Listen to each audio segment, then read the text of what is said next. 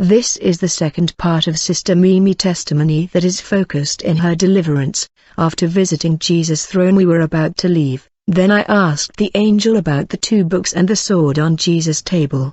The angel said that the 2 books are the Book of Life of the Lamb and the Book of Remembrance. In the Book of Remembrance I saw many names, some of them were blotted out. There were a lot of things recorded in this book. When you come to church they record it, when you give to church or people in need they record it, when you fast they record, when you serve God they record it. I was told that when a believer pray, and remind Jesus of things he had done in the past, it make his prayer effective, as Jesus will open the book of remembrance for the believer, as it is written, put me in remembrance, let us argue our case together, state your cause, that you may be proved right. Then we left the throne room of Jesus. We arrived in a place where there were all kinds of material things. There were clothes, they were money, they were apparels, they were all earthly things you can imagine. I asked, what is this place?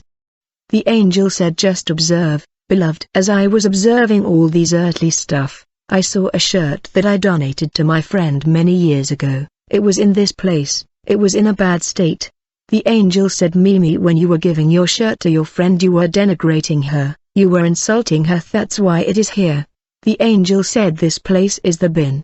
The angel said, tell the children of God when they give or donate something to someone they should not murmur, or brag about it, they should do it in good heart and joyfully, otherwise it will end up in this bin, as it is written, but when you give to the needy, do not let your left hand know what your right hand is doing. Then we changed location. We landed in a place in heaven where I saw 3 types of houses. The first house was on foundation level, the second house was about to be completed. The third house was completed. The angel said that the first type of house on foundation level are the houses of believers who are disobedient in terms of giving. Every time the pastor is talking about giving, they murmur, these believers will not have a house to live in heaven. The angel said that the second type of house in heaven are houses that are uncompleted. There are a lot of believers on earth that are giving, but they are not faithful and consistent in their giving. Sometime they give, sometime they don't feel like giving. The angel said that the third type of house that is completed is for believers that are faithful in their giving, whether it is tithe or offering, they are constant and consistent. Then the angel disappeared. The man Jesus came and I did not even know that he was Jesus. Then he asked me, Mimi, does hell exist? I said, no, I don't think so. Then I asked Jesus, have you ever seen it? He did not answer. Then I said to him, I don't think that hell exists. Jesus asked, are you sure? Then Jesus held my hand. Actually the place where we were was like in a tall building. Then we descended 2 stairs. We turned around and we walked 2 stairs up again. Then we entered a compartment. When we enter I heard angels saying, glory to you, the Lord of Lords. This made no sense to me because I did not know that I was dealing with Jesus Christ himself, as I was just an unbeliever. When people praise him, Jesus disappeared. Later Jesus reappeared with a key. People said again, glory to you, Lord of Lords. This place was huge. Every time an angel saw Jesus he was saying, glory to you, Lord of Lords. People were praising the man Jesus. Then Jesus asked me, Mimi, are you sure there is no such place as hell? I said, I don't believe it. Actually in my heart I was talking and saying, no way, there is no such place as hell. It's a lie. I noticed in this place there was a building that looked like a tank. It was massive, the size of stadium, but it was like a cistern or tank going down deep beneath the ground. Jesus then asked me again, do you think there is no hell? I replied, I don't think so. I also noticed that there was a massive seal above this tank. I thought it will require 100 people to remove it, but with his finger Jesus removed the seal and he opened the tank, and when he opened it there were explosions, blast and detonation like a bombs, and fire came out with violence. There incredible noises of explosion coming out of the tank. Actually this huge tank or cistern was an opening or a gate to the lake of fire, and there was a river of fire exploding like bomb explosion. Then Jesus orders angels to throw me inside. I started to cry. I was finished and I was in panic. I was crying, my pastor, come and help me. Where are you? Please God have pity on me. Pastor, come to help me. Actually the angels threw me inside the lake of fire. but I was protected from fire. Jesus just wanted me to see it, then they pull me out. Beloved, it was an ocean of lava exploding and detonating like bombs. Volcano is nothing in comparison. Then Jesus asked me, did you like it? I said no. He said, those who are in the abode of the dead will be thrown here, and those who are living in rebellion and sin on earth like you will end up here. Jesus asked me, have you seen a wood or a smoke there? I said no. Then he said, those who are living in sin will be like wood in that fire, as it is written, then they will say to the mountains, fall on us, and to the hills, cover us. For if people do these things when the tree is green, what will happen when it is dry? While Jesus was telling me this, the tank was still opened, and I was uncomfortable as there were explosions and bursts. I wanted him to close it as soon as possible. Jesus made a sign, then a monitor appeared. I was watching the screen when I realized that I was watching a scene of my life in that monitor. It seems like recent. In that scene I was sitting at home and talking to friends. Jesus asked me, who is that? I said, it's me with my friend in our house. As I was watching this scene of myself sitting at home, and talking with friends, suddenly a skeleton showing up in our house, and he came to stand right behind me, while I continued to talk not knowing that he was behind me. The skeleton that showed up in our house was holding a fork. It's like he came to strike me with his fork. We were watching this scene in a big screen like in a cinema. Then I asked Jesus, who is the skeleton holding the fork and standing behind me? Jesus said, his name is the Lord of Death. I asked, what does it mean?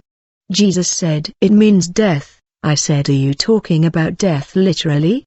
He said, of course. Then this scene ended. We were watching. I watched as Jesus put the Lord of Death in a cage like the one people put Barrett. Then Jesus made a sign. A scene was projected on screen. We were watching a scene of a born-again woman. She was in her house eating. We were watching her like in a cinema. Then Jesus released the Lord of Death from his cage, and he summoned him his presence. Then Jesus said to him, go get this woman that is in her house eating, and bring her to the bifurcation. I need to settle her in the place of rest. I watched on the screen as the Lord of Death showed up in the house of this born-again Christian.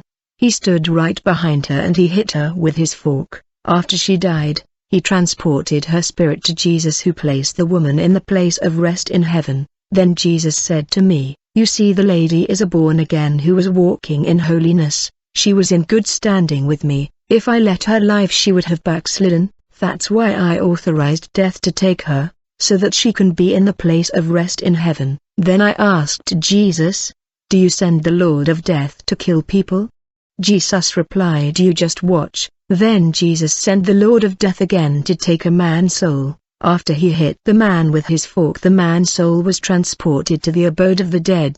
I was watching all of these scenes in a big screen. Then the scene of my life was projected again on the screen. It started precisely where it was stopped. The Lord of Death was right behind me with his fork. While I was talking with friends, he was about to hit me, but as I was watching something happen, instead of me watching myself in the screen, I was there for real. Actually, the scene I was watching became reality. I was sitting and talking in my house for real, no longer on the screen. I hope you understand this. I mean, initially I was watching myself on screen talking with people, and in the twinkling of an eye, I was sitting there in reality and talking to them. I was no longer watching, I was living it. It was real. Beloved, while I was in my house talking to friends, the Lord of Death was there behind me without my knowledge. Actually, Jesus had already commanded him to kill me and take my soul to the abode of the dead. As I was unbeliever, I was unaware of this. Then the Lord of Death lifted his fork to hit me. He was about to do it when Jesus said stop. Then Jesus asked me, Mimi, let's suppose I did let the Lord of Death kill you. Where will you be by now? I could not answer Jesus' question. Jesus said, Mimi, you remember everybody was dreaming about your death? It's because I already ordered the Lord of Death to take your soul. He was already in your house. He even lifted his fork against you. Jesus said, Mimi, I don't do things without warning my servants. That's why everybody was dreaming about your death. Then Jesus asked, Mimi, do you know that you are already dead?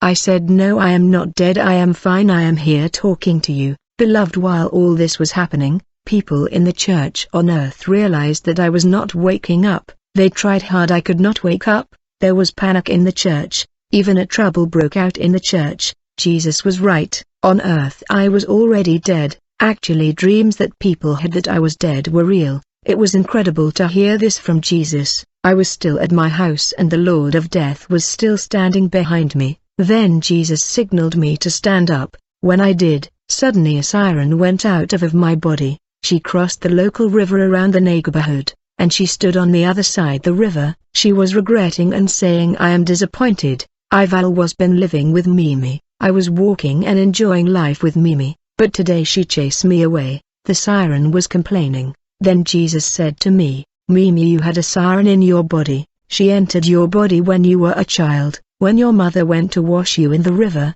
she was the one influencing you to go to bar, nightclub to drink and fornicate. Beloved, I've never seen a man regretting like this siren. She was deeply disappointed and deeply regretting. This tell you that there is nothing important to a demon like human body. Once a demon is in a human body, he want to stay there forever. Afterward Jesus lifted his hand, then 7 short humanoid demons came out of my mouth. It's like I vomited them, and they went away. Jesus said, Mimi, these short demons were in your heart. They were causing you to reject the gospel. Every time the gospel was preached to you, they were pushing it away from your heart as they were residing there. They were hardening your heart with incredulity. There are people rejecting the gospel till their death. Jesus said the devil deploy these short demons in and around people's hearts as guards, so that people can reject the gospel. When the word is preached, it does not even reach the heart, because demons are stationed in front and inside the heart to stop the word from entering inside. These short demons were still around in my neighborhood.